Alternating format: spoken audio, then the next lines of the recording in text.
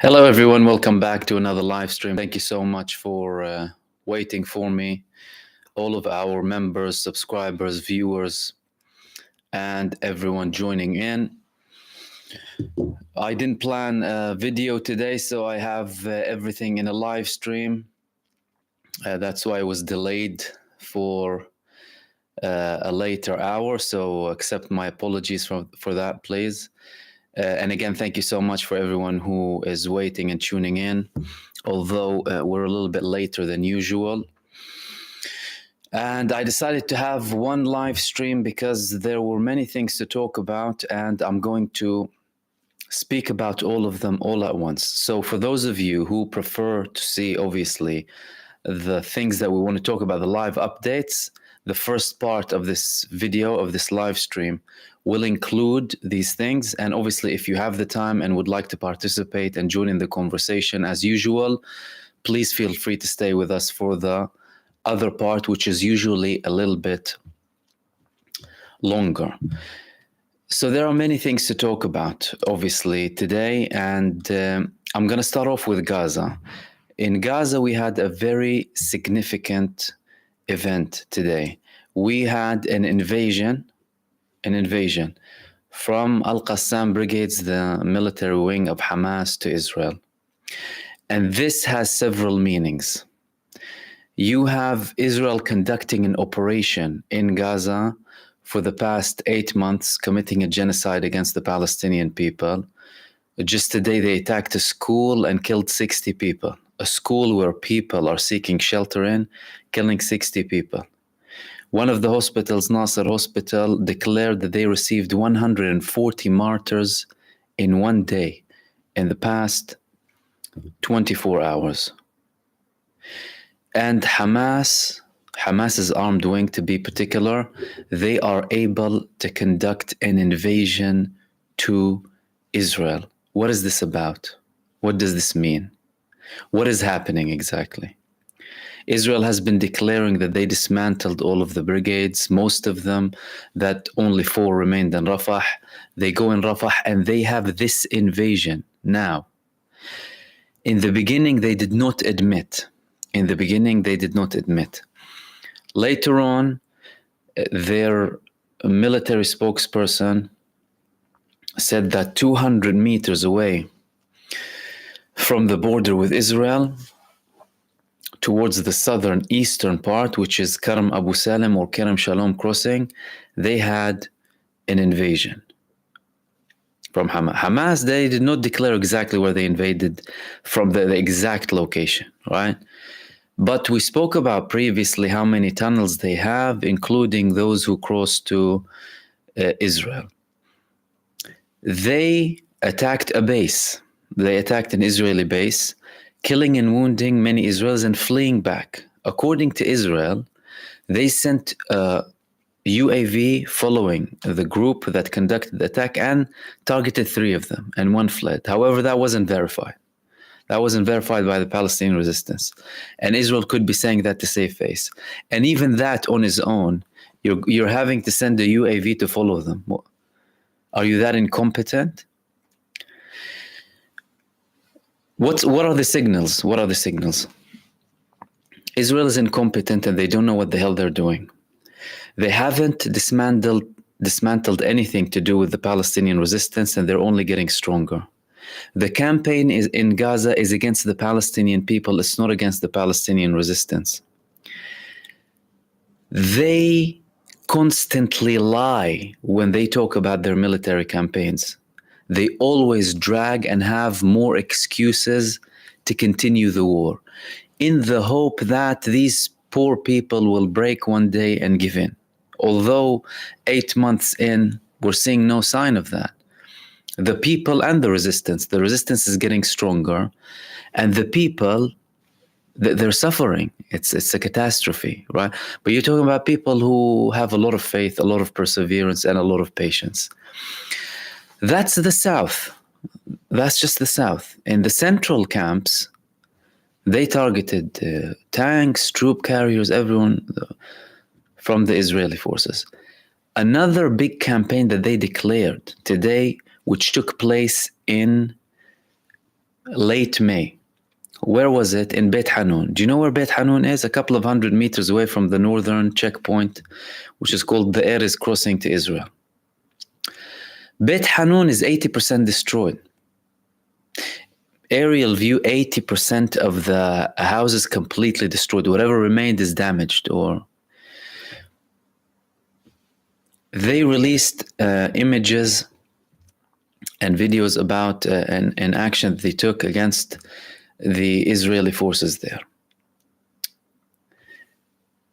dragging a group of Israeli troops to a point where they were thinking that they're going to find a tunnel, a booby trap, detonated, taking everyone, and then attacking the rescue forces with these people.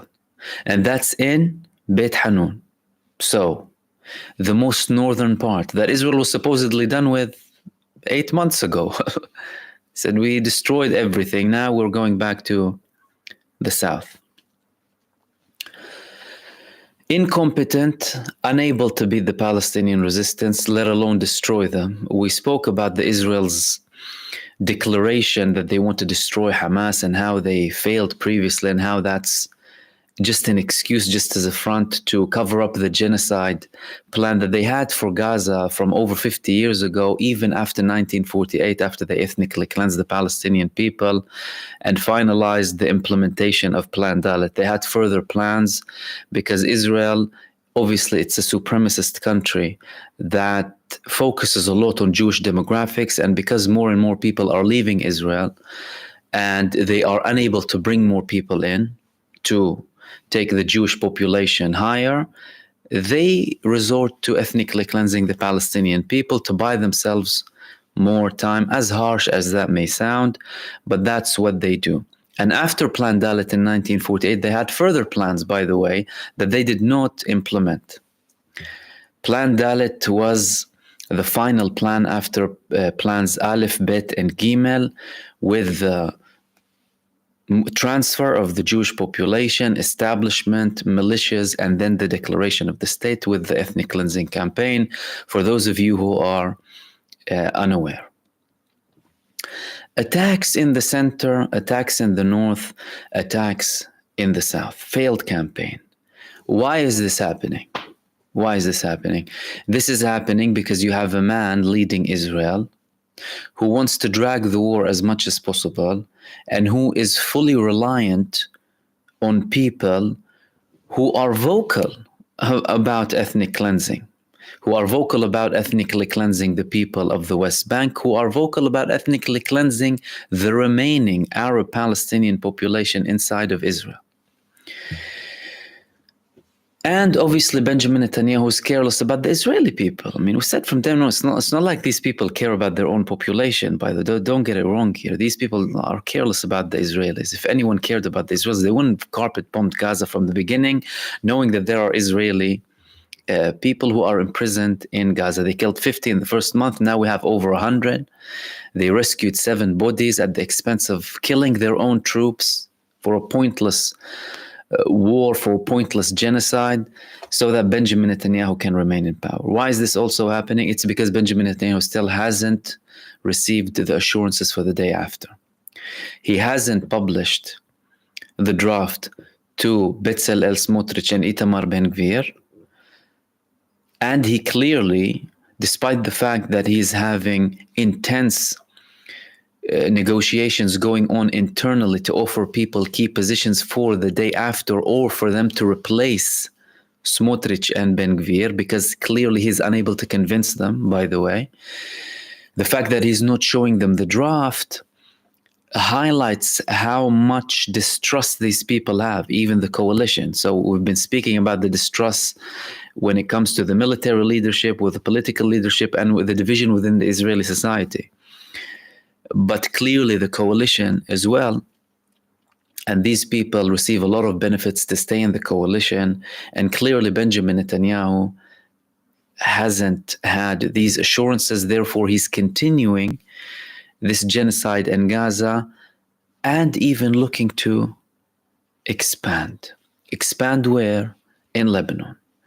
You see, the same answer that they did not provide for Gaza, they will never be able to provide for Lebanon. You have the same concept of people who are on the right side, who are oppressed, who are standing with justice, who are being attacked and were attacked historically by Israel as a neo-colonialist, expansionist, supremacist regime. And with Hizbullah, they have a constant flow, of weapons, of whatever they need from obviously Syria, from Iran, and they have the manpower if they need to. What happened in Lebanon today? Hezbollah today published further evidence of them targeting more Iron Dome batteries. Today, the actual launchers up north, they've been attacking the Iron Dome for dozens of times now, and they recorded themselves sending a suicide UAV to the actual Iron Dome without the Iron Dome doing anything, by the way. And you didn't even have people running this time. And Hezbollah are very strategic, to the point. Everything that they launch, they target, they land. They're very specific. Everything is calculated. 3 to 5 miles, 3 to 5 miles. Israel escalates, we escalate. We target, we hit. Very efficient with how they use it. And Israel obviously doesn't have an answer. But now more and more talks are going around, and we're having warnings from the United States about a potential escalation. Firstly, we spoke about Britain's warning that was sent to Lebanon that there's an Israeli attack that's imminent on Lebanon. How ironic. Instead of going and approaching Israel, telling them you've been committing a genocide for 8 months, stop it, stop being reckless, they'll go to Lebanon, oh, be careful, Israel is about to attack you. But that's the world that we live in at the moment. Obviously, Hezbollah are not going to be intimidated. They've never been intimidated by Israel. The people are not intimidated. You can bring a carrier, whatever you want to bring. An aircraft carrier who came and went. What, genocides? Israel. People of Lebanon faced genocides in 2006. The civilians. And again, they target the civilians. Yoav Gallant in November went to the Northern Front and sent a message to the Lebanese people. I warn you, we can do to the civilians of Beirut what we did to the civilians of Gaza. Imagine. And you don't see that plastered on mainstream media again. A man showing clear, undeniable intent to commit a genocide against innocent people, because this is what Israel does. But now you're having more intensity in Lebanon, and Israel wants some sort of action that will deter Hezbollah and send the message to the Israeli population that, look, we're taking a more aggressive action, because they're receiving a lot of criticism. Many people fled the north, 100,000. Half of them are not going back, by the way. Many people left Israel in their droves. Millions left Israel. And in particular, the people of the north and the south. And also, this attack conducted by Al-Qassam brigades in the south invading Israel. Do you know what type of message that sends to the population that was living there?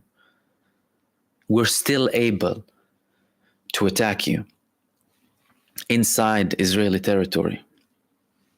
This is something that goes against all of Israel's military philosophy. Conduct very short, fierce attacks beyond enemy lines, get the job done and withdraw, get out. Now they're opposing everything. Excuse me. Israel is opposing its military strategies, its military philosophy. They are going against everything they've previously done. And they've been receiving warnings from the military establishment in Israel as well, those who have some sort of common sense, or whatever it is, really, level of common sense, whatever you want to call it. One of them is retired General Yitzhak Brik, who I spoke about multiple times, who sent warnings. The man anticipated the 7th of October. You had no political solution. The injustice is ongoing. We've said many times, everything would have been avoidable if we had an implementation of equality between the Jordan River to the sea, and everyone had full equality whether Israelis or Palestinians. But obviously Israel as a Jewish supremacy, they don't want that. Zionism does not want that. They don't want cohesion. They don't want equality. They want supremacy because they're implanted there as a project to keep the division going, and people on each side are suffering. Obviously, they're putting the majority of the Israeli population in a bubble. The fact that people want to attack you, people want to hate you, everyone, and not looking at themselves and what they've done by pushing the indoctrination policies and the pseudo history from 1948 to this day. However, many Israelis break this bubble, by the way, and get out of it, especially people who left Israel and people within Israel. But now you have a lot of military censorship. People get imprisoned for refusing to serve or for criticizing. Complete draconian measures. You had terror content law. Supposedly, if you watch something that they deem as terror, they can imprison you. 7th of October denial law. If you deny the official narrative, you can be imprisoned in Israel. This is the vibe. And obviously, it affects everyone inside of Israel. The warnings that Israel has been receiving from the US are as follows. They have been advised by Israel that we are studying, because the war cabinet met and they discussed a potential attack with Lebanon. They didn't come out with a decision. At least they did not declare a decision. But we've had reports about what was discussed there. What was discussed? Limited military campaigns, limited intense military campaigns, and limited invasions. Again, anyone even proposing these is completely out of his mind in Israel. But hey, they've proven that they're out of their mind. So, for anyone who would be surprised, don't be surprised. These people show that they have no common sense. Look at Gaza. What have they achieved politically or militarily? Militarily, humiliation. Politically, well, they're a pariah state now. They're a criminal pariah state globally. What does that achieve? And again, everything would have been avoided. How? If we had equality. But they don't want equality. They do not want equality. As a matter of fact, they pass more laws that are even more extreme than the laws that they introduced in 1948, by the way, in the independence. Like the nation-state law, just over 5 years ago.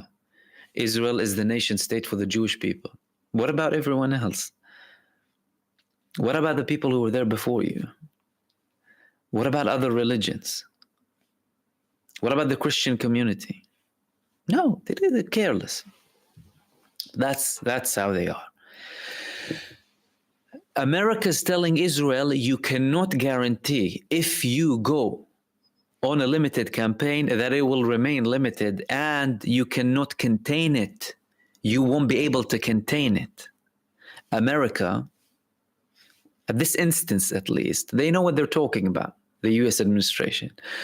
And they also don't want to get dragged into something. They already showed Israel that we don't want to intervene if you try and escalate.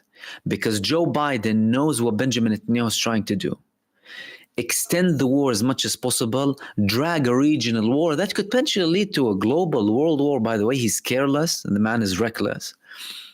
Thinking that they can play with him like they're playing with Ukraine, right? He should know better that they're using Zelensky as a front for a hegemonious project belonging to the US empire. And Europe is falling victim to that campaign, by the way. But again, they'll spin it against their people, affecting everyone. Everyone's suffering from that. With your bills, with your fees, with your security. With your security. Talk about national security threat. Poking the bear. They're poking the bear. The bear that supplies them with honey. Poking the Russian bear. He supplies you with all of your gas. You had the Nord Stream 2, and then the US went and bombed it, and Germany didn't say a word. That Nord Stream line would have reduced gas prices further for all of Europe. Again, these people are careless about the people. First and foremost, their own people. There's a big gap between the establishment, between the elite, and the people. And what you see in politics and what you see on mainstream media is a front to control you and keep you lethargic, apathetic, ill-informed, disinformed, manipulated, fearful, all of that. Why is the US warning from Lebanon? There's another reason, apart from the fact that obviously Hizbullah have way more military capabilities than Hamas, way more advanced, and they've been wreaking havoc in the north in solidarity with the people of Gaza. If they did not conduct that, Israel would have used even fiercer measures in Gaza, by the way. And don't think what we saw is the worst. No.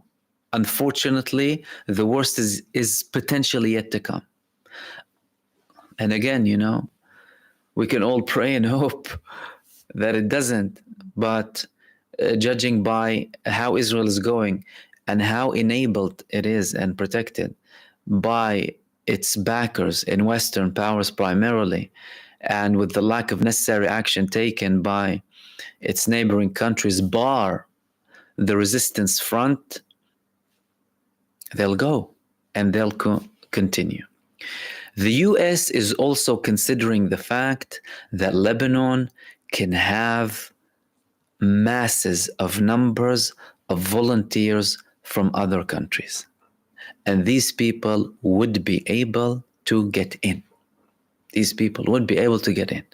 In the beginning of October, after Hizbullah announced that they participated in Al-Aqsa flood, we saw Iraqi resistance leaders in Lebanon.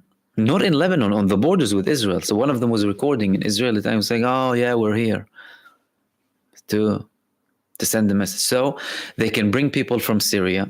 Firstly, it's not like they need manpower, by the way. Hezbollah on their own, it's not like they need manpower. But first, they have all of the Palestinian resistance in Lebanon. And Lebanon has one of the biggest populations of Palestinian refugees who were expelled from Palestine in 1948 and are not allowed to go back because they're Palestinian. Whereas Jews are able to go back even if they haven't smelt Palestine ever in their lives. So you have people with a lot of ambition to go back.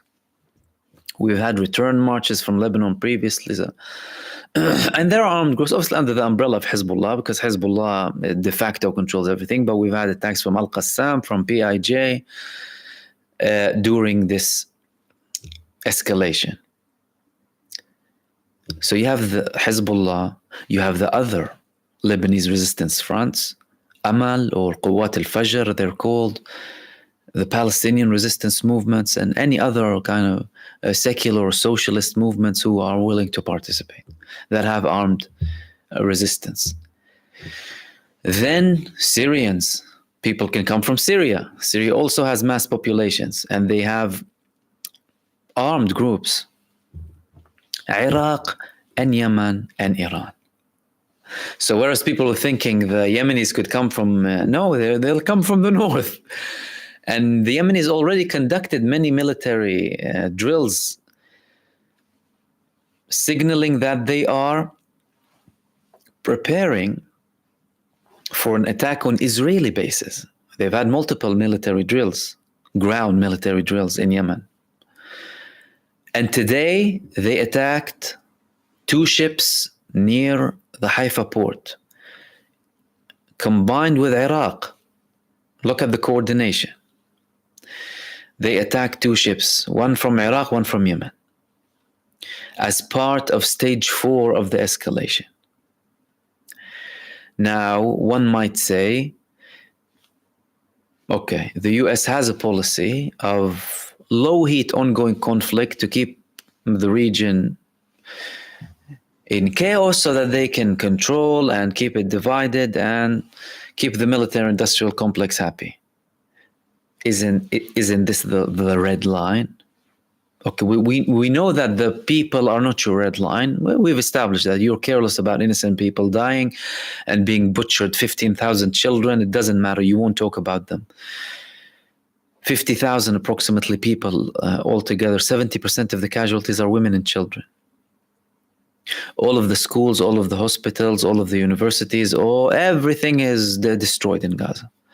Clearly, that's not a red line. Okay. Isn't that a red line? Isn't that a red line? They're somehow managing to contain the level of tension in Rafah. How long can they contain what's happening in the north? They don't have a say.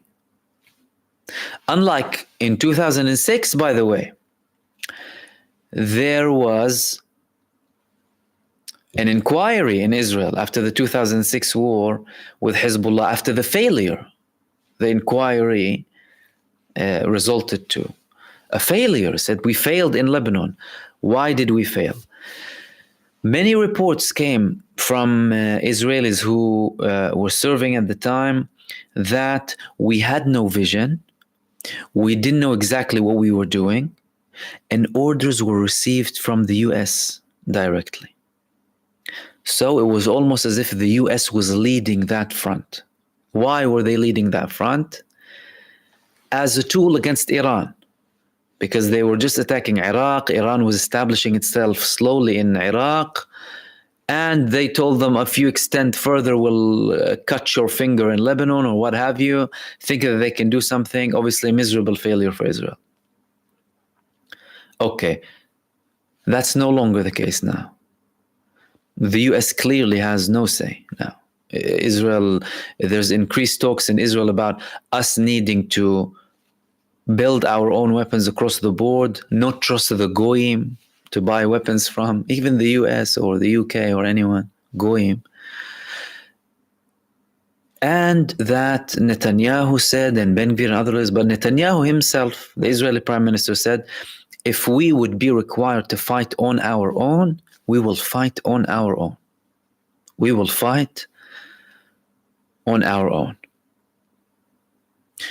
Smotrich and Ben Gvir, more than Smotrich, criticized the US several times. They're not sending us weapons or delaying shipments of certain weapons. Oh, it's a threat to your countries too. They're coming for you. They're coming for you. They're trying to protect themselves in their own land. What do you mean coming for them? You came for them. They came for them from Europe, right?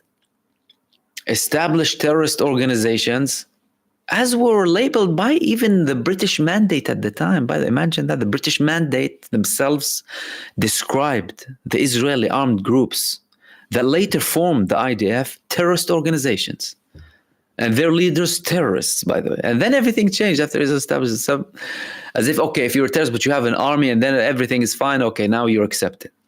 Similar to what they did with the Taliban. They were terrorists for 20 years and then they stopped becoming terrorists after they failed with them and had a deal. Chaos, I'm telling you. All right. Is that not a red line for the US? If that's not a red line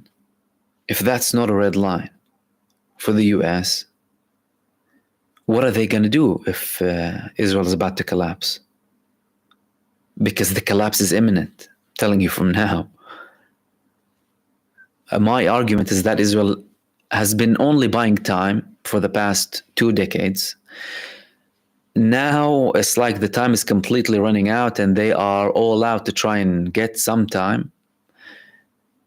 They're digging into the national reserves now, by the way, the Bank of Israel. They're digging into the reserves. The economy is done. It's roasted. People are fleeing. Where do you think these reservists are coming from? The reservists for the army. They're working in the tech industries. So they're not productive. They're not doing anything. On hold. And now an additional 50,000. So they took them up from 300,000 to 350,000. I don't know how they managed to do that, by the way, because they've been saying that we've been struggling for a while and that the Orthodox community is still refusing. The Orthodox community is still fierce against the state. They're having mass protests. Many of them are being imprisoned. And you have more people refusing to serve on moral grounds. On moral grounds. Why? To make a point. It's easier for them to say, oh, I have a mental illness, I'm injured, I'm unstable, or what have you, and get an exemption and not pay the price by going to prison. But many of them will make a point, would want to make a point. No, I'm not joining because of moral purposes. And the numbers of people who are refusing are massive. So I question this 50,000 all at once. I don't know where they got them from. But even if they did, you're talking about people who haven't been training for very long. They're not fit. Already this division fighting in Gaza, they have no urban warfare experience. The only experience they have is bullying people and shooting children in the West Bank for fun. Who are they going to blame? Who are they going to blame if it escalates in Lebanon? Are they going to blame Hizbullah? Who are they going to blame when Iran has another retaliation? Iran? Because clearly these people are operating within their rights that are protected internationally. So the signs we're seeing now are that we're heading to something bigger. We're heading to something bigger, even if there's a de-escalation in Gaza. So even if you see Benjamin Netanyahu tomorrow saying, we're accepting this deal, it's good, it's not that bad, they may well still treat the northern front differently. They declared previously, Yoav Gallant declared that we view the northern front as a complete separate front. I said before, if Hezbollah did what they did without Gaza, Israel would have been destroying stuff in Lebanon more than they are now. So that might happen. Although Benjamin Netanyahu, he's not showing signs that he is going to accept a ceasefire deal. And all of that, again, is due to the enablement he's receiving when he's not accepting a deal. Well, Hamas already accepted the deal that you proposed before. And the head of the CIA was there, and the Qataris and the Egyptians were there, and they approved it. Why didn't you put pressure on them to accept it? They later committed massacres in Rafah after that. So the enablement is a problem. But then again, you enable them, you pay the price with them. That's the equation, right? So it's not just Israel not reviewing its policy in that part of the world. It's its backers. It's the impunity that it's getting from the US, from many EU states, from the British government. All of that clearly is enabling and pushing Israel forward. And don't tell me comment here or comment there. Oh, we're worried about the escalation. Oh, we ask Israel to not kill hundreds of thousands, but maybe a couple of thousand. Right? This is what they mean when they say, we're worried, we're concerned about the death toll. We're concerned about the death toll. Or the humanitarian, you enabled them. They told them from the beginning, you have the right to cut water off people and gas and everything off Gaza. Everything. People, hospitals, children, women, everything. Those in power were criticizing everyone, raising a question about the civilian losses in Gaza. And let no one forget that. And this tone started to shift when the deadline, the undeclared deadline that they gave to Israel to finish off Hamas in 45 days ended. And then you had the Israel Defense Minister, Yoav Gallant, signing in his handwriting, restarting the war. Because don't forget the temporary ceasefire, we extend it by a further 2 to 3 days in exchange for more people, and then he ended it. And that's why Hamas, from that moment, stuck to the conditions of no more temporary ceasefires. If you want a ceasefire, there needs to be a permanent ceasefire. Lead to a permanent ceasefire, withdrawal, everything. But that's not happening. And that's not happening despite mass protests in Israel, by the way. That's not happening with hundreds of thousands in Tel Aviv. That's not happening. This man is clearly on a suicide mission. He's on a suicide mission.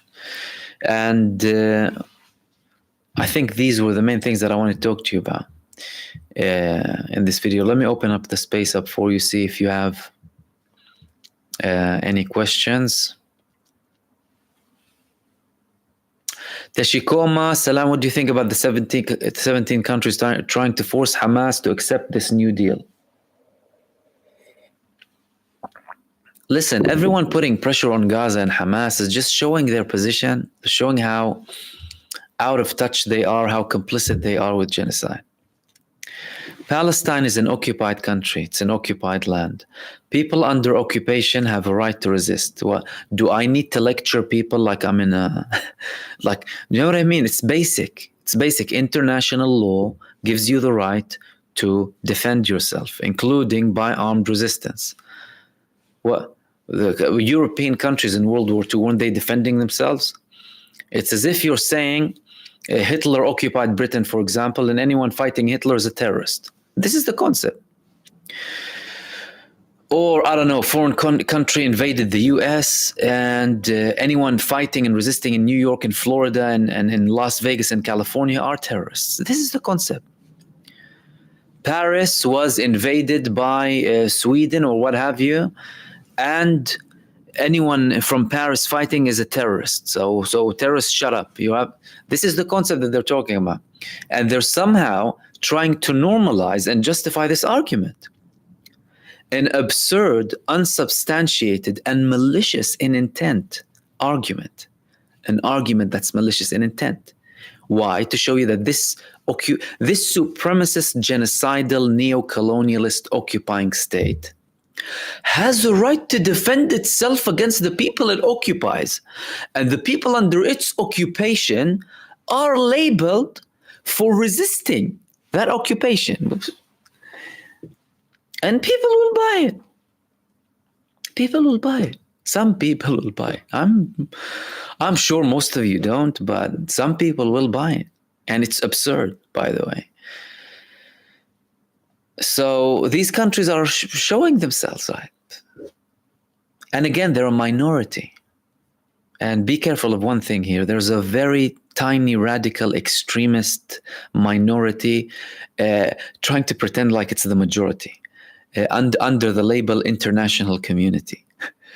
They speak as if they're in the... So Washington, London, Paris, and a couple of other EU member states will say that we're the international community. What do you mean international community?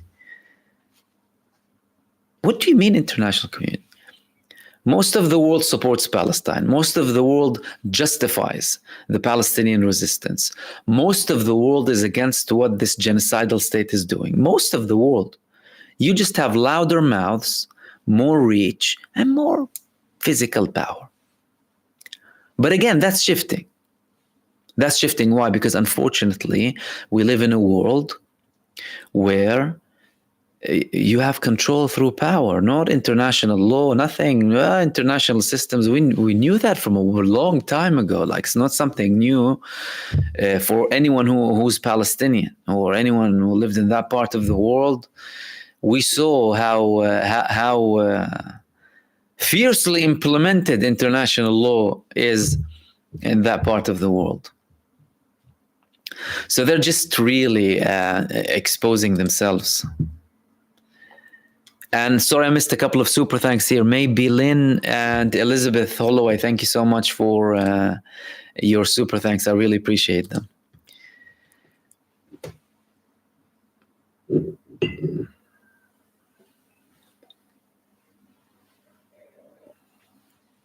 Marvin is asking me, how is the West Bank able to fight back? Tell us from Jordan, never mind about the attacks, never hear about the attacks from Jordan. West Bank losing ground to radicals, where will they go? Look, it's just another example. The West Bank is an example of brutal apartheid. The Israeli squatters living there, not settlers, squatters, they enjoy Israeli law, and the people under occupation enjoy martial law. They live in the same places, similar places next to each other. The Israeli enjoys Israeli law, the Palestinian martial law. What is that? That's apartheid. Roads for Palestinians, roads for Israelis. Reserves, water reserves for Israelis, nothing for Palestinians. They'll go and fill water wells that Palestinian people use and fill them with cement. Walls between people, all across, from the south to the north of the West Bank. Jenin, Nablus, down to Ramallah, Bethlehem, everything. Walls between people, as in, imagine you're living next to your brother or what have you. The wall gets inside the town. Why? For security. For security purposes. People have to dig and go between walls to go to work. Children have to go walk for hours to go to school because they need to pass a wall. What's happening is a representation of how people will find anything to resist Israel because they live in such an atrocious reality. And they would rather die than live without dignity and liberty and freedom. We're dying anyway. This is the concept. We're dying anyway. You're killing us anyway. You've had the West Bank Palestinian Authority for 31 years speaking with Israel and having this peace process. And they're dying and they're killing people. Field executions, administrative detentions, people underage being murdered and executed, people shooting people for fun. Israeli soldiers confirmed that. We used to shoot people for fun, just to abuse them. Those who had the guts to go and expose what they've done before. Through some organizations. And many of them don't speak. And it's surprising, yeah. I mean, it's surprising for someone like me sometimes to see the level of intensity. I mean, the resistance in the West Bank, although Israel is there, has increased so much that it's I found it surprising. How? Where are you getting it from? But again, the how and how are you getting it from? Lots of it comes from Jordan. Listen, Jordanian members of parliament were arrested before or, warned because they were passing weapons to the West Bank. There are probably some tunnels, and there are probably people from within the Palestinian Authority who don't follow the orders. So all of that enabled, and there's obviously, what are we talking about? There's the Israeli army. Many weapons get lost from the IDF, and they end up in Gaza and the West Bank. Some people sell, and they don't care who they sell it to. Criminal organizations, resistance, whatever it is. Or it can be sold as like a criminal organization, then transfer, whatever it is. They have a lot of stuff, and they clearly have some sort of production going on there.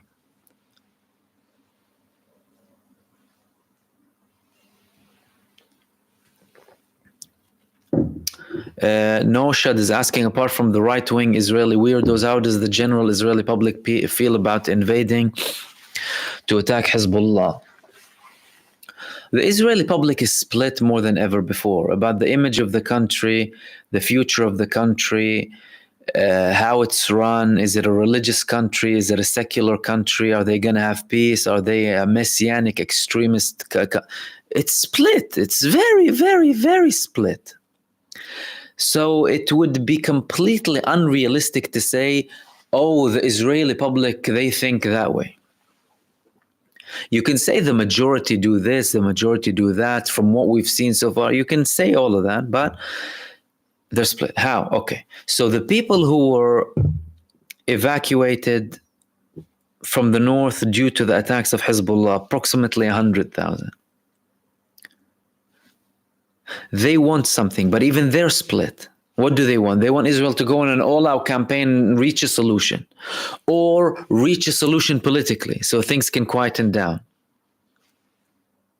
And then you have the people who say, I'm not coming back there ever again anyway. Why would I be there? All right. You have other people in the south worried about their locations in the same manner. In the area surrounding Gaza called Otef Aza, surrounding Gaza in Hebrew, 150,000. They're worried in the same manner, but also they're split in how it's implemented. Like some of these communities surrounding Gaza, some of them are very much for peace, very much for solution with the Palestinians. Some of them are very called radical left in Israel. So they're also split. And then you have the general theme, the families of the Israeli prisoners in Gaza and those protesting to support them. These people just want to end it at any cost to bring the people back, because to them, they view it as killing their people. So people are calling Netanyahu a crime minister and a murderer, because with each day that passes, more Israelis die in Gaza from Israel, not from Hamas. And they say that, and they know that. Although there's a lot of censorship, again, and lots of draconian measures, these people know that, even with all of the censorship. They know what Bibi's doing. They're seeing the people dying. Whenever you have a report of an Israeli dying in Gaza, they'll say he could have been alive. Because some of them, their partners were released in previous rounds and they weren't released. And Israel didn't continue the negotiations and they decided to reignite the war. So what is the family member going to think? My country, because they decided to reignite the war, this is happening.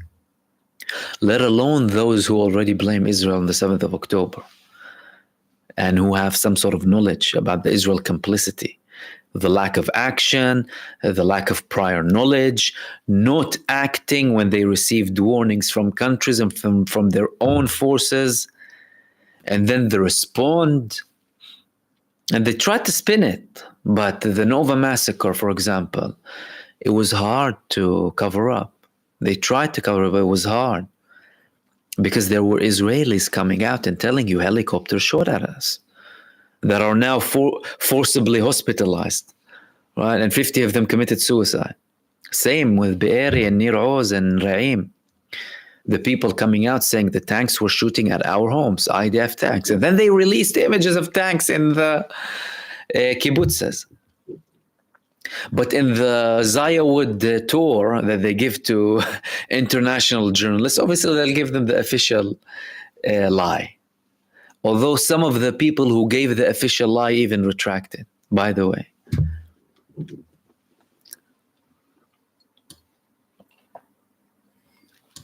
And many of them know it will be a disaster. Listen, you have people in the security and military establishment in Israel who know what's happening and who know Israel cannot fight on two fronts and who know they're incapable of defeating Hamas, and how the hell are they going to defeat this Hizbullah? So we need to live with it, right? But some of their propositions are totally preposterous, insane. They'll delay it. Or we'll say Hamas, okay, 90%, and then we'll go 100%. Dude, think about what you're doing, what you've been doing. All it takes is a bit of a historical review. What we've done so far, we're here. You're claiming you want to protect the Jewish people, right? Facade, again, a front. Using Judaism as a front for a neo-colonialist, imperial, expansionist project. But let's say you want to protect... The Jewish people need peace. They need a place to live in peace. You're the worst thing for Jewish people. If there's anything anti-Semitic, it's Israel. Or anti-Jewish. Because we speak a lot about the term anti-Semitism and its inaccuracy. If there's something that harms Judaism, that's called Israel. If there's something insecure for Jewish people, that's Israel. If there's anything putting a bad name on the religion of Judaism, it's Israel's trying to speak on its behalf. And people are realizing it. People are realizing it in Israel and outside of it. That's why you have unprecedented numbers of Jewish people. That's it, completely denouncing Zionism, realizing what Zionism is. A toxic, genocidal, and violent ideology that should be criminalized and outlawed. Why? It's an ideology that believes in supremacy and implements it with violence, with terror, like they have ever since the beginning. So instead of reviewing everything and looking for a better future, they're continuing the same, the definition of insanity. Repeating the same thing and expecting the same results. Dude, you've been impressing the same people on an ongoing basis for 76 years now. And what do you think? They're going to like you more or hate you less because of what you've done to them? Or be less eager to take you down like you took them down before? Take your whole state down, as in, not like a compromise, because you took their state down. You eliminated their existence. So they want to eliminate your existence. And instead of reviewing that, they practice a definition of insanity, repeating the same thing and expecting different results. But that's the political theme in Israel. Bar like, whoa, small minority on the left. That's insignificant when it comes to decision making, you know. In the political sphere, wow. Left, center, right, fascism. It's like, hello, what type of fascism would you like me to provide you with today? A left cover fascism, or right cover fascism, or center fascism? So you tell me. That's what's happening.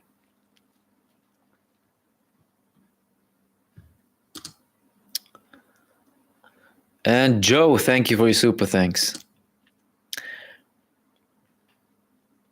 Joe said, keep doing what you're doing, Mahmoud. Blessed are you and those who stand against falsehood and evil. Everyone, please don't forget to like and share these types of videos. Thank you so much, brother. I really appreciate it. That's from Joe. Let's see where we are.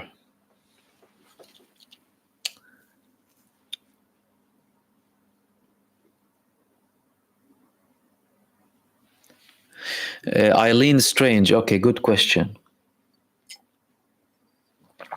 Eileen is saying, if BB is waiting for Hamas to reject the deal so they can blame it on them when the deal falls apart. They're trying to do that. They're trying to do that. And their enablers play with that like they did before. Like the US and some other countries will start saying, oh, Hamas accept. What do you mean accept the deal? I accepted the deal that we had 4 months of negotiation to lead to. Israel rejected it. You didn't say a word. And now you're telling me accept a deal when Israel did not accept it? You see the level of hypocrisy? So they might try and do that, but how effective is it going to be? Everyone can see through Benjamin Netanyahu now. It's not like as if he's fooling even his closest international allies.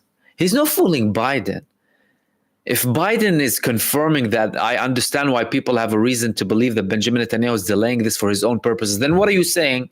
That you have a genocidal maniac killing people left, right, and center for his own cause.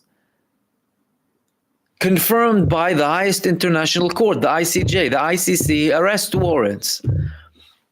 ICJ, they're a genocidal state, and you're confirming as the US president that this man is extending this war on the blood, on the bodies of the Palestinian children and women because of his political purposes, and you're not taking any action?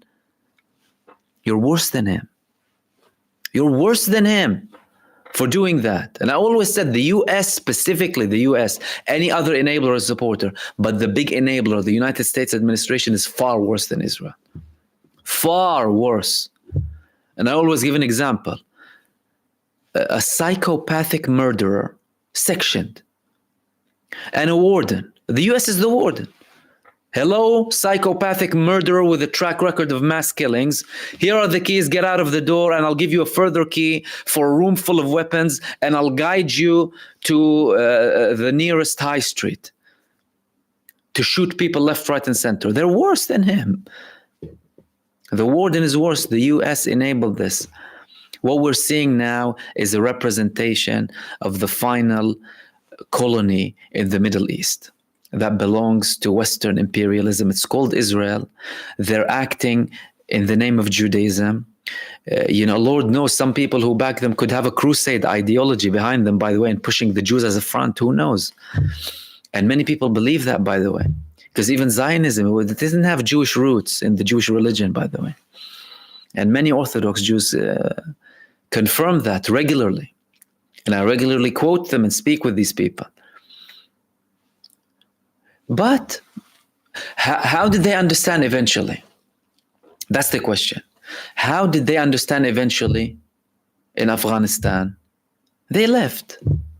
They made the 9/11 false flag, sold all of this propaganda, went to take down the Taliban to push for democracy and human rights and women's rights.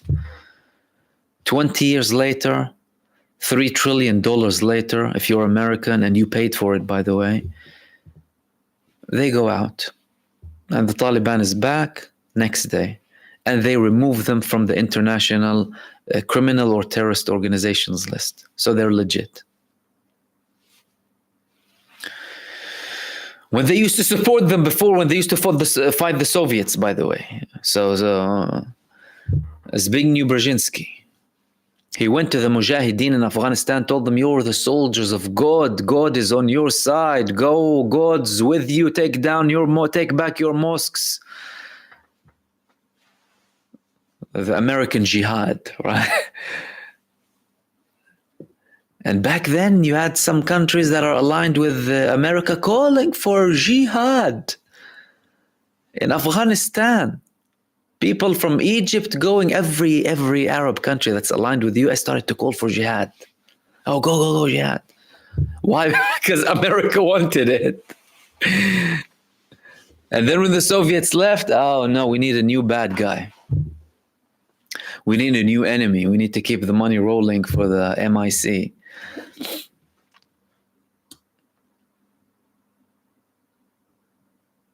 That was from Eileen.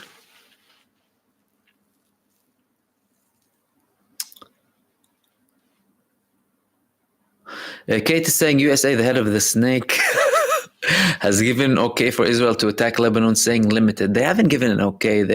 From what I heard, unless you have something else, they were warning from anything limited because Israel cannot guarantee that it won't go out of limits. Will it be mid-June? This is what the UK threatened Lebanon with, and we're seeing more statements and more signs, so it could be any day. There's 1.7 billion Muslims. Why are we not seeing any action from these Muslims? It's because what we're seeing now doesn't only relate to Muslims. That's number one. It relates to humanity. What's happening is a crime against humanity. What's happening in Gaza is a crime against humanity. And if you think that cannot come for you, then you're delusional. And if you justify what's being done against the Palestinian people in Gaza, then you're justifying the act against yourself and your family too, by the way. So be careful. Be careful with what you justify. Be careful with what you're silent about. And be careful with the lack of action or lack of being vocal. All of these things. Plus 1.7 billion Muslims. But do you think all of them practice like Islam as a religion or... no. And again, it's a cross religious thing. It's not a religious thing. It's not a case of Muslims versus Jews or no. It's a case of global human rights, equal human rights. That's number one. Religion plays a part. In the Israeli example, religion plays a part in manipulating people in the name of religion to conduct atrocities and terror. On the Palestinian side, it plays a part in keeping their faith and spirits up, and it's very important. But it's not a religious conflict. Oh, this religion is against that religion. And it never was. Why? Because people from the same 2 or 3 religions, if you add the Christians too, are on both sides. You can say majority here, majority there at some points, but not always.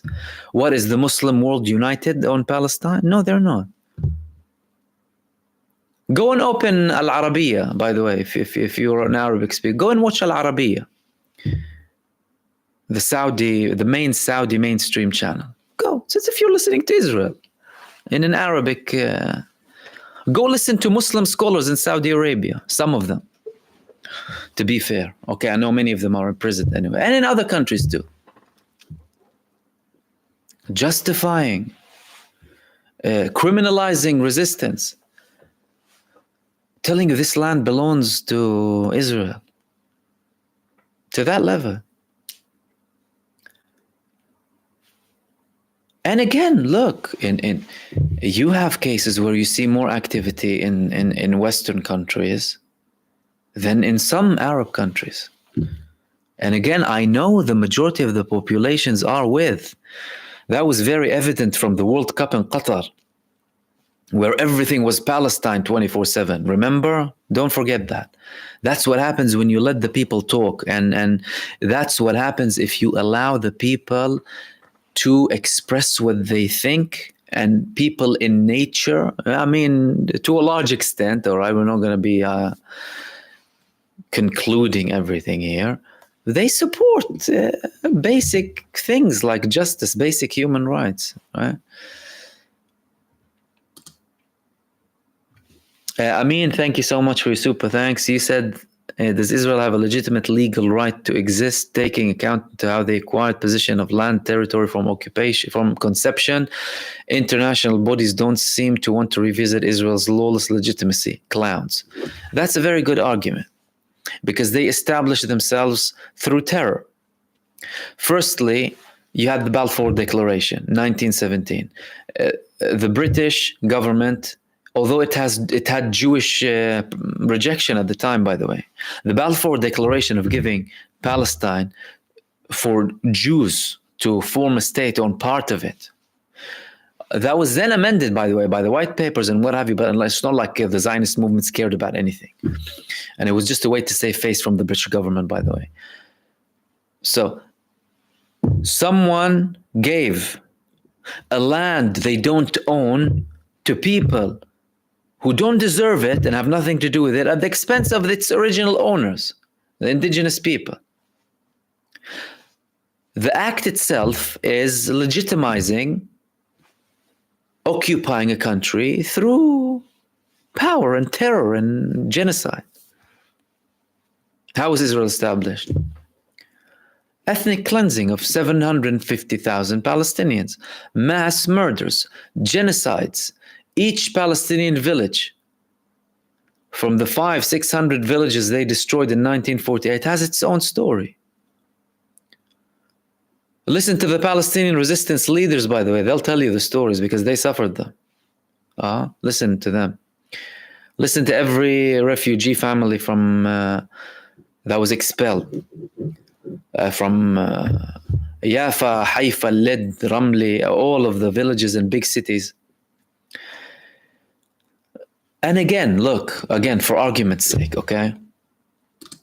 Let's say Israel is a matter of fact, okay, it was established on something bad. Hey, who has a perfect track record, right? No nation has a perfect track record. And they've done bad stuff, and they called the state Israel, and they committed murders and the wars and what have you.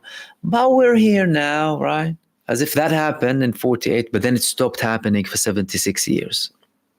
You would still have historical rights, you still have justice, but the tone would be different. So let's say that happened in 1948. Then Israel said, okay, I'm going to revisit what I've done. We still have people asking for their rights. I was established as an ethnocracy. I'm going to take that away. I'm going to implement equality, a true democracy, not a Jewish democracy, because that's just absurd and they don't go ahead together, by the way. And we all know it's just a front. It's a Zionist supremacy using Jews as pawns for a neo-colonialist, expansionist, violent project. Very clear. But let's say they reviewed that and then they said, oh, okay, let's implement equality now, and fine. Refugees, you can return. If you prove, you can go back. Compensation, what have you. Everyone, equality, Jews, Arabs, Palestinians, Israelis, Christians, Muslims, everything. Atheists, what have you. Equality, and full democracy. What would be the problem? But that didn't happen. And it went worse. Now is worse than Israel's formation days. And even when no one was talking, by the way, even when you had these governments that were speaking about peace and speaking about two states, they were still enabling the squatter establishment in the West Bank. Who was enabling them? The same people that used to protest against them a couple of years ago. The same troops went to protect the settlers in the West Bank, didn't they? Protect a community of 800 Zionists in the middle of a city called Hebron against 200,000 people. They'll prevent people from moving in certain times, the 200,000 for the sake of these 900 people. You have other settlements that have their own thing going on. But there are examples like Hebron, which is like mind-blowing. And they'll allow these neo-fascists to roam the streets and swear at the population and obviously kill them in many cases and whatever. It's absurd. And the argument as well should be, okay, I quoted an article the other day on Middle East Eye, and that was something that I also thought about as well, and I would repeat. You're recognizing Palestine, right? Which is symbolic. Withdraw your recognition from Israel. They're a genocidal, illegal state.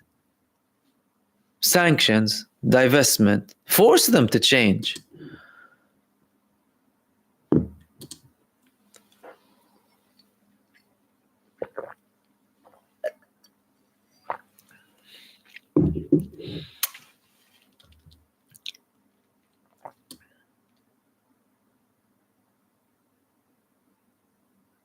Samantha Wiley, do you think we might see a false flag attack on diaspora Jews soon to try and get sympathy for Israel?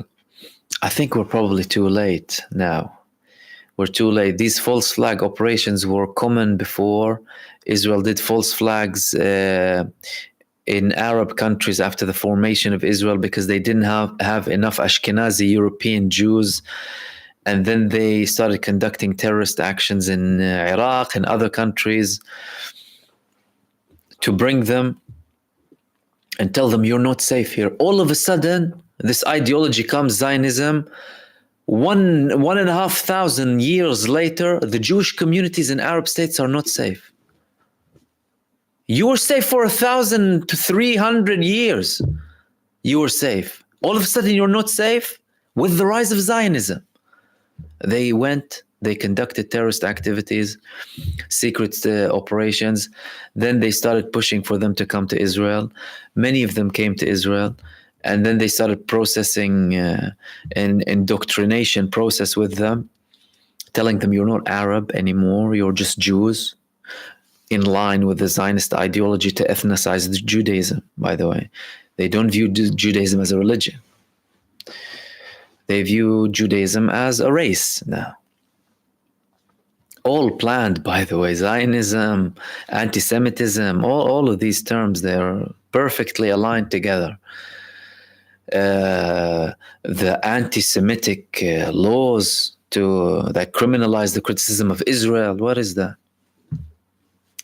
Right? So I think it's a bit too late. They had already attacks. Like if you talk about the encampments in the US, how do you interpret Zionist thugs enabled by the police going and attacking an encampment that has majority Jews in some cases? What is that? Isn't that like a false flag, a mini false flag? But again, they're ineffective because everything is clear now. You're not living in 1920 anymore, or 2010 even. Everything is open.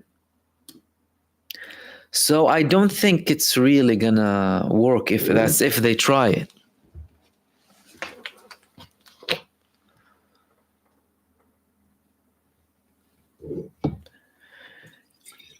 Tashikoma, what do you think of Germany, the recompensation for Holocaust survivors around the world while supporting a genocide in Gaza and ignoring Namibia?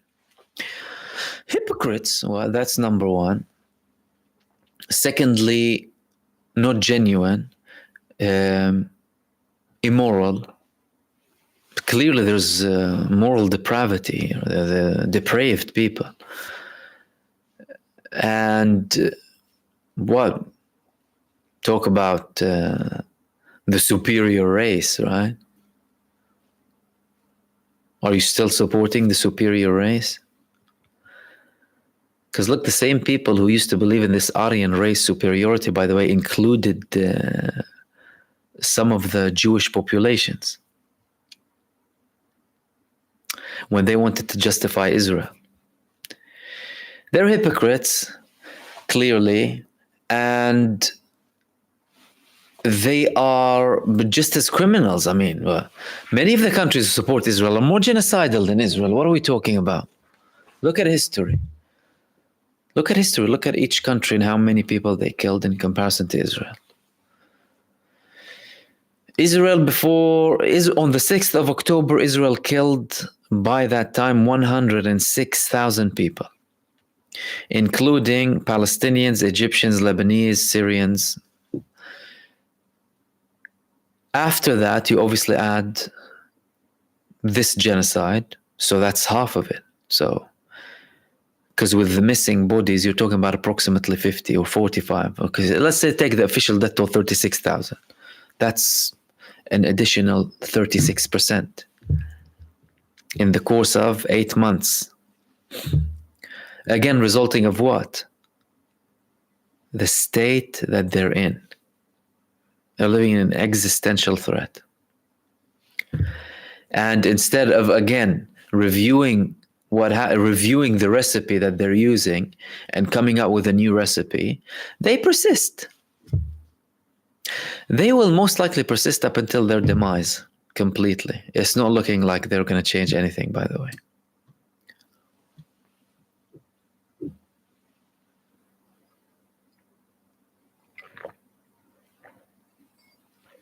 And Marvin is asking, Mahmoud, what about the 40 beheaded puppy dogs? Do you remember how quickly they bought this narrative and published it? All of the mainstream media, and then they had to retract and say, oh no, sorry, it wasn't verified. When? After the effect has been done. This is how they work. You have a massive campaign with everything on the headlines. Everyone will think, oh my God, these baddies, they beheaded babies. The next day, if you retract in a small part on page 15 of the newspaper or the bottom page of the website, who's going to look at it? It's going to be in people's minds, but 40 beheaded baby. This is how they work. This is how they psychologically control people. And the pseudo-intellectuals, they're still, some of them still repeat it. Although we've seen who was beheaded, whose limbs were chopped, and in recent days, haven't we? Since this whole genocide, really.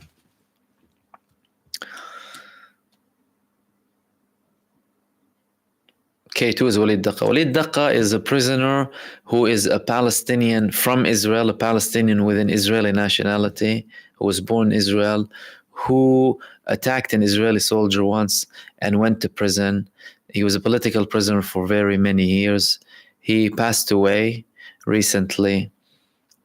He is from an Arab village inside of obviously what's now called Israel or occupied Palestine, called Baqa al-Gharbiya, if I'm not mistaken. He was severely ill. He had cancer. And despite, I think it was Human Rights Watch calling Israel to release him, and the fact that his sentence finished, they kept him in prison. So he died. They didn't allow his family to have a funeral. They had like a tent to kind of welcome people to,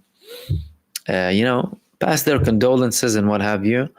And they went and barged in like barbaric maniacs. Yeah, that was Walid al-Diqqa. And you obviously have about 10,000 Palestinian prisoners now.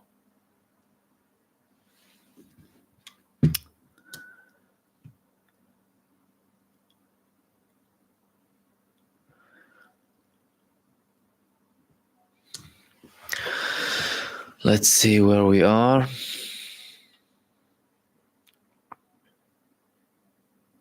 Emmanuel is saying, Mahmoud, do you think that since Israel gets away with everything, could they nuke? Do you mean a real buffer zone in South Lebanon to protect themselves and still get away with it? No, I don't think so. Because the current buffer zone did not work. The previous buffer zones did not work. Then the buffer zone in Gaza from 2008, 2009 did not work. In 2014, Hamas forced Israel to retract and give them back their territories. And with that agreement in 2014 between Israel and Hamas could have posts next to the Israeli wall, and without Israel being able to do anything. They have a buffer zone now, and you see what's happening with this buffer zone. They have a buffer zone in Gaza, and they just went into Israel. So clearly there is no, listen, the short story is there is no security answer to the Palestinian case. There is no security answer. There is a political answer.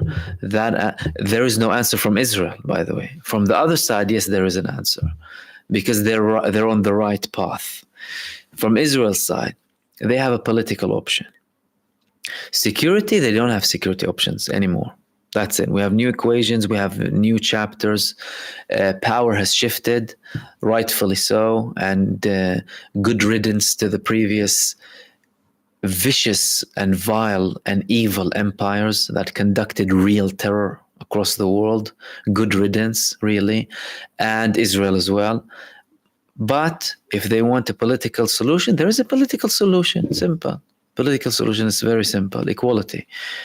You have a one state, equal state. Palestinians, Israelis have equal rights between Jordan River to the sea. That's it, done. Refugees' right to return. Or for those of you of them who don't want to return, offer them a compensation just in case they don't want to return, but that needs to be offered. Or have a referendum or what have you that's open and transparent. Yeah. Start decolonizing, de-radicalizing your own population, changing the education system and everything. And by the way, that's far less expensive. In terms of money, far less expensive. But then again, people don't want things that are cost effective. They want things that cost money so that they can pay and enrich the richer and further impoverish the poor. Wesley, thank you for your comment. And everyone else as well. Let's see where we are before we wrap up soon. Salam, someone's saying, Emrar saying, Salam, do you think Russia will arm Iran, Syria, Yemen, and Lebanon to fight against the US and their axis of evil? They're already arming them in many cases. They're already arming them. So each front to the required level or to the level that Russia sees fit, because don't forget, even Russia, they have their own interests, Russia. It's not like they're going to open. But they clearly have a level of understanding, a good level of understanding with Iran in particular, and seeing as Iran is the main sponsor and supporter for the Palestinian resistance and the Lebanese and Yemen and Iraq, although they have their own independent things going on as well, you will see some support. But again, it needs to be in line with Russia, because also Russia still wants to have some sort of relations with Israel so far, by the way. So they haven't broken all of the tools with Israel. And Majid Hamdan, thank you so much. Saying thanks for all you do. You're welcome and thank you. What's the status on the humanitarian aid getting through? Very limited. That's why you still have people dying from hunger and from lack of treatment. People with wounds are dying because they don't have, for example, antibiotics or basic stuff. So some people are dying for no reason. Like, it's very avoidable. Especially people with no very severe injuries. Operations without anesthetics for children. Can you imagine that? Or for anyone. Can you imagine that? That's what's happening.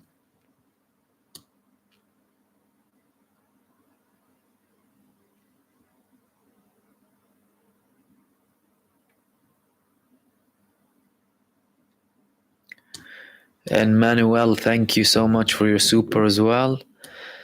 Who else do we have?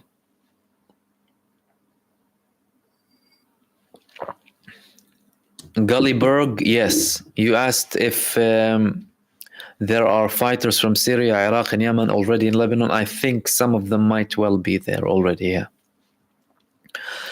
And the resistance movements, they have a formation and joint groups that manage things. They have joint war rooms and they cooperate everything to very high levels. Like the level of coordination that we've seen in the past 8 months is unprecedented. It was never like that, ever, by the way. And the level of resistance movement standing up for Palestine in such a brave, heroic, righteous, and noble manner is unprecedented as well. And that's great. That's very good.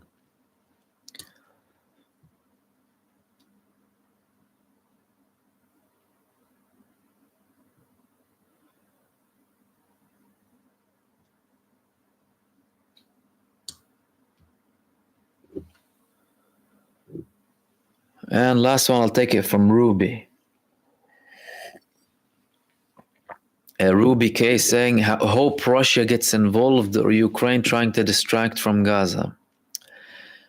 Well, they're enabling Ukraine to do things to try and escalate with Russia. The maniacs are the leaders of Western powers. They're the maniacs. They are the reckless.